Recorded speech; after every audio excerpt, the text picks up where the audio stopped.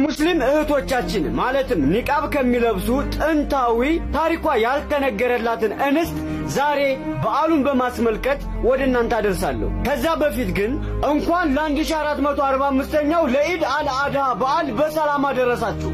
በዓሉን በማስመልከት ስለ አንዲት የሙስሊም እንስት ታሪክ እነሆ ጀባልኳችሁ። ኻሊድ እብኑ ወሊድ በአንድ ወቅት አስገራሚ ታሪክ ከሮማውያን ጋር በተደረገ ውጊያ የሙስሊሞችን ሰልፍ በማስተካከል ላይ ሳሉ አንድ ሙሉ ሰውነቱን በአረንጓዴ ጨርቅ የተሸፋፈነ ተዋጊ ከሰልፉ ፊት ለፊት ተመለከተ። የሙስሊሞችንም ሰልፍ እየመራ የሮማውያንን ጦር ከፍተኛ ጉዳት ያደርስበት ጀመር። ከሙስሊሞቹም ጦር ውስጥ የተሸፋፈነውን ሰው የሚያውቅ አንድም ሰው አልነበረም። ራፊ ኢብኑ ዑመር በወቅቱ ከሙስሊሞች ጦር ጋር ነበር። ክስተቱን እንዲህ ሲል ይተርካል። በውጊያ ውስጥ እያለን የተሸፋፈነውን ሰው ጀብዱ ስንመለከት የጦር መሪያችን ኻሊድ ኢብኑ ወሊድ ፊቱን ሸፋፍኖ ገብቶ ይሆናል ብለን ገምተን ነበር። ነገር ግን ኻሊድ ኢብኑ ወሊድን ተመለከት ነው።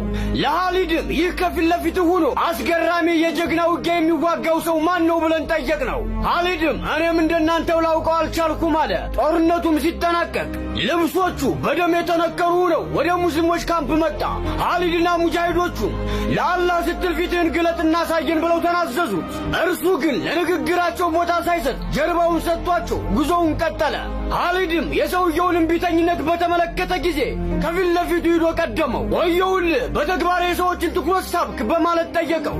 ጀግናው ሙጃሂድም የጥያቄው መደጋገም ሲበዛበት እስካሁን መልስ ያልሰጠው ካንተ ፊት ድምፄን ለማውጣት ኀፍረት ስለያዘኝ ነው። እኔም የአላህ መልእክተኛ ፊታችንን ላልተፈቀደልን ወንዶች እንዳናሳይ ካስተማሩን የሙስሊም ሴቶች ውስጥ አንዷ ነኝ ስትል በእንስታዊ ድምፅ መለሰችለት። ኻሊድም በጉዳዩ ተደንቆ እሺ አላህ ይባርክሽ ስምሽን ንገሪ ሲል ጠየቃት። ሐውለት ቢንት አዙር ነኝ ብላ መንገዷን ቀጠለች።